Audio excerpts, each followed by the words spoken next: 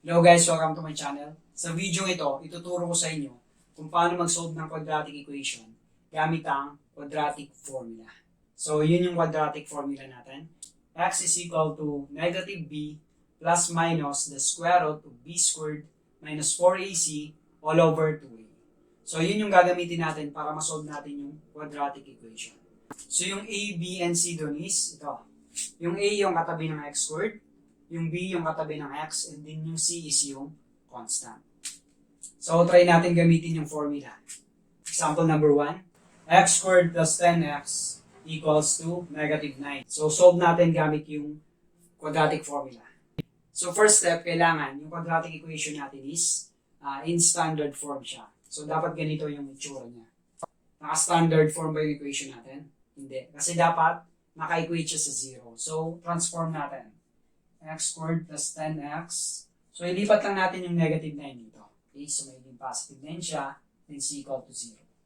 Okay? So, standard form na siya. Then, determine natin si a, b, and c. So, si a is yung katabi ng x squared. That is 1. So, pag wala siyang number, automatic yun naman. Then, yung b natin. So, si b is yung katabing number ni x. That is 10. And then, si c naman, yung constant natin. So, positive 9. Okay? And then, substitute lang natin siya sa quadratic formula. So, x is equal to negative b. So, ano yung b natin? That is 10. Plus minus the square root of b squared. So, ano yung b natin? Again, 10. Minus 4 times 8. So, ano yung a natin? That is positive 1 times c. So, ano yung c natin? That is positive 9. Okay, and then all over 2a. So, yung a natin is 2. So, yung a natin is 1. Okay, so sinubstitute lang natin sa formula yung mga values ng a, b, and c. And then, simplify lang natin. So, negative 10 plus minus 10 squared, that is 100. Minus 4 times 1 is 4 times 9 is 36.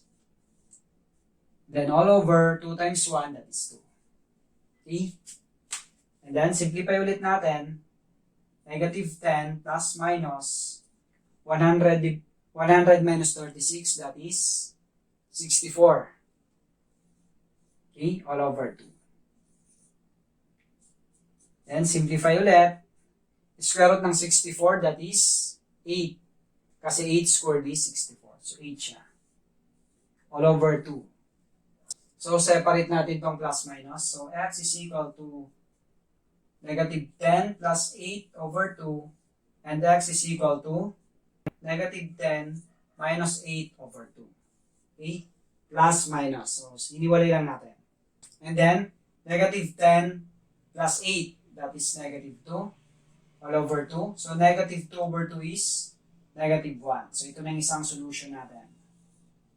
Then, ito naman, negative 10 minus 8, that's negative 18 all over 2. Negative 18 over 2 is negative 9.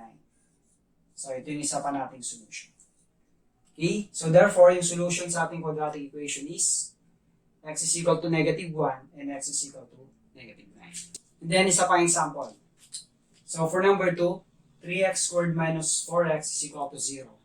So, solve the quadratic equation by using quadratic formula. So, ano yun? First step, dapat naka-standard form siya. So, okay, naka-standard form na siya. Then next, identify natin si a, b, and si c.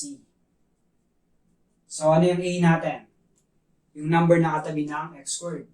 That is 3. Then, si b natin, yung number na katabi ng x, that is negative 4. Then, si c natin, yung constant. So, makikita nyo, wala siyang constant. So, ibig sabihin, yung c natin is 0. Okay? And then, substitute lang natin sa quadratic formula. So, x is equal to negative b. So, b natin is negative 4. So, negative 4. Then, plus minus the square root of b squared. So ano yung b natin? Negative 4 squared. Then minus 4 AC. So ano yung a natin? That is 3. And then yung c natin is 0. And then all over 2 times a. So ano yung a natin? Positive 3. Okay? Sinubstitute lang natin sa quadratic formula. Then simplify natin. So negative times negative 4, magiging positive siya. Plus minus negative quantity negative 4 squared. That is positive 16.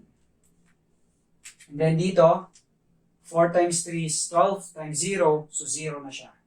So minus 0. And then 2 times 3 is 6. And then simplify ulit. 4 plus minus. So, 16 minus 0 naman to. So, 16 na lang yan. So, square root ng 16 is 4.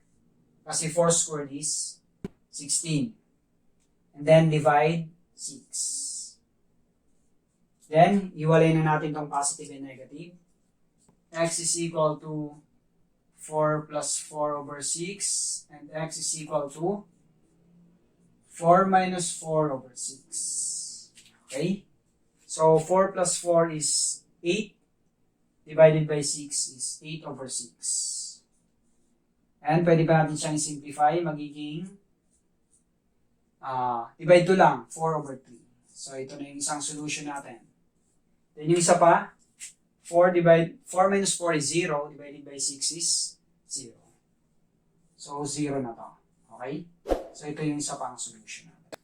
So, ito na yung mga solutions natin sa quadratic equation. So, na-solve natin siya gamit ang quadratic formula. Comment below guys kung nakatulong